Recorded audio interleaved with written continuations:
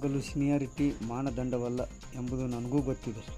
ಆದರೆ ಪಕ್ಷದಲ್ಲಿ ಅನೇಕರು ಹಿರಿತನದ ಜವಾಬ್ದಾರಿ ಹೊತ್ತಿದ್ದಾರೆ. ಕೆಪಿಸಿಸಿ ಅಧ್ಯಕ್ಷರಾಗಿ ಪಕ್ಷ ಕಟ್ಟಿದ್ದಾರೆ. ಅವರಿಗೆಲ್ಲ ಸಿಎಂ ಆಗುವ ಆಸೆ ಇತ್ತು.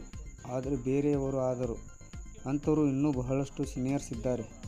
ಜೂನಿಯರ್ ಆದ ನಾವು ಅಂಥವ್ರ ಬಗ್ಗೆ ಕನಸು ಕಾಣಬೇಕಲ್ಲವೇ ಎಂದು ಸಚಿವ ಶಿವಾನಂದ ಪಾಟೀಲ್ ಪರೋಕ್ಷವಾಗಿ ಡಿಕೆಶಿ ಅವರನ್ನು ಉದ್ದೇಶಿಸಿ ಮಾತನಾಡಿದರು.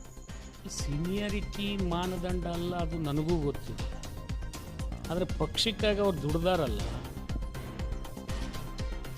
ಭಾಳ ಜನ ಭಾಳ ಥರ ದುಡ್ದಾರೆ. KPCC ಅಧ್ಯಕ್ಷರಾಗಿ ಪಕ್ಷ ಕಟ್ಟಾರೆ, ಪಕ್ಷ ಅಧಿಕಾರಕ್ಕೆ ಬಂದಿದೆ.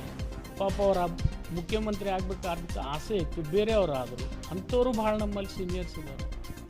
ಮತ್ತು ಅವರೆಲ್ಲ ಆಗಬೇಕಲ್ಲ. ನಾವು ಜೂನಿಯರ್ಸ್ ಇದ್ದು ನಾವು ಅವ್ರು ಆಗಬೇಕನ್ನೋ ಆಸೆ ಇಟ್ಕೋಬೇಕಲ್ಲ.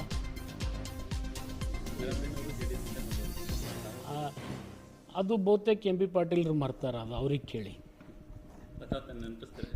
ನಾನು ನೆನಪಿಸೋದಿಲ್ಲ, ನೀವೇ ನೆನಪಿಸಿದ್ದೀರಿ. ಅದನ್ನು ನಾನಂತರೂ ನೆನಪಿಸಿಲ್ಲ.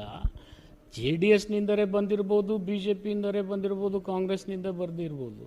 ನಾನು ವಾಸ್ತವಿಕವಾಗಿ ಜನತಾ ದಳದಲ್ಲಿದ್ದೆ. ನನಗೆ ಯಾರು BJP ಕರೆದ್ರು, ಯಾರು ಕಾಂಗ್ರೆಸ್ಸಿಗೆ ಕರೆದ್ರು, ಅದೆಲ್ಲ ಅವ್ರವ್ರ ವಿವೇಚನೆಗೆ ಬಿಟ್ಟಿದ್ದದೆ. ಅದನ್ನು ನಾನು ಹೇಳಿ ರಾಜಕಾರಣ ಮಾಡೋಕ್ಕೆ ಹೋಗೋದಿಲ್ಲ. ಅದು ಅವ್ರವ್ರ ಆತ್ಮಕ್ಕೆ ಗೊತ್ತಿದೆ, ಜನರಿಗೂ ಗೊತ್ತಿದೆ.